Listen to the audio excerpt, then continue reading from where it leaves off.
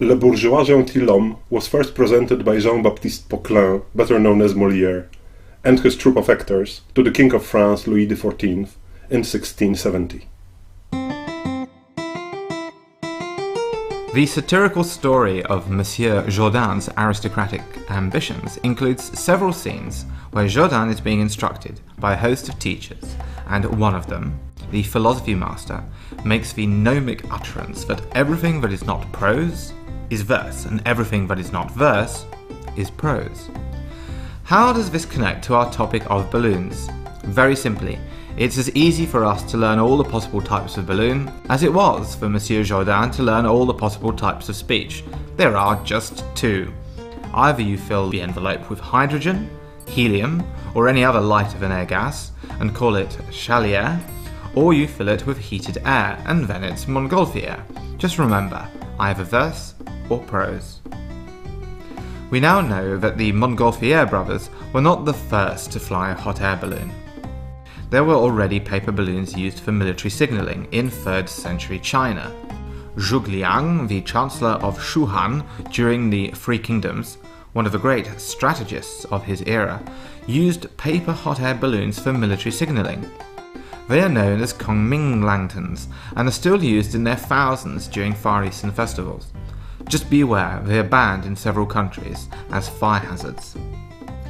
In 1513, Leonardo da Vinci built paper balloons shaped like figures of saints and amused the public at the coronation of Pope Leo X. And there were others, including a Brazilian monk, Bartolomeu de Gusmão, who demonstrated a small hot air balloon to the Portuguese king John V and his court in 1709. Joseph Michel and Jacques-Étienne Montgolfier started experimenting with paper and canvas balloons in 1782. The first officially recorded hot air balloon flight took place in June 1783 in Annonay, with further flights carrying animals as passengers. News of these events soon reached Paris, and the French Academy of Science decided to take a closer look at the source of this sensational gossip. The person charged by the Academy with the responsibility for making a detailed report was inventor, mathematician and scientist Jacques-Alexandre César Charles.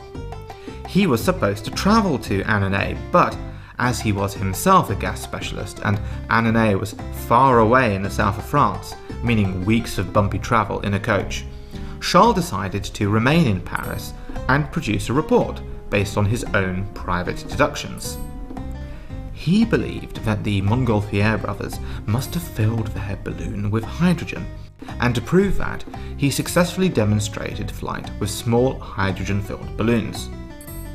Charles started working with Anne-Jean Robert and Nicolas Louis Robert, the two brothers who had invented the method of making sheets of silk airtight by varnishing them with rubber dissolved in turpentine.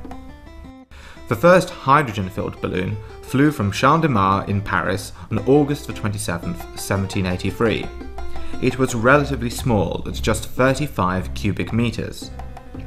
It flew with the wind for 45 minutes, outran its chasers who had followed on horseback, and landed 21 kilometers away in the village of Jeunesse, where terrified locals attacked it with pitchforks and knives. The Montgolfier brothers came to show their achievements in the capital some weeks later, and Jacques Charles suddenly found himself the inventor of a second type of balloon, a chalier. The two types seem to be as many as we shall ever have.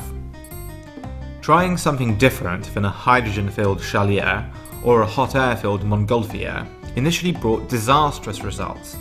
Another famous balloon-flying pioneer, and the second man to be lifted off the ground by a flying machine, after Etienne Montgolfier, was the French aristocrat Jean-François Pilat de Rosier.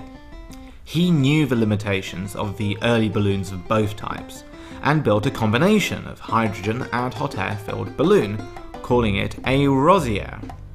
He planned to use it for crossing the English Channel from France to England, but before he was ready, another Frenchman, Jean-Pierre Blanchard, flew from England to France in a chalier in January 1785.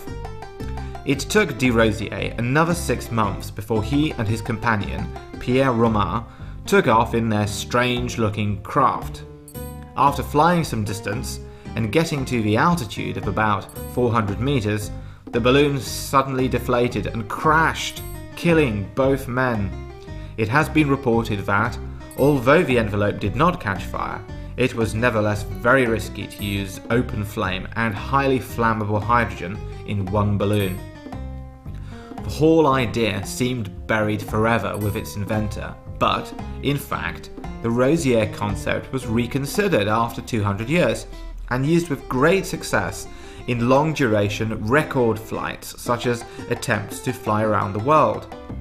Modern Rosiers use high-tech materials for the envelope and non-flammable helium as the lift gas in the upper part. Controlling the temperature in the lower part of the balloon enables the pilots to choose the precise height of flight and locate the optimum wind corridor, something that a pure chalier can't do without losing gas by venting or dropping ballast. Jean-François Pilote de Rosier's idea just had to wait for the proper circumstances, but when it returned, it did so in style. On the 21st of March 1999, Bertrand Piccard and Brian Jones became the first people to fly around the world in a high-tech Rosier called Breitling Orbiter 3. It appears that the new millennium saw a rebirth of this third kind of balloon, just like there exists a third type of speech, blank or free verse. So, to conclude, we find that there are in fact more than two kinds of speech after all.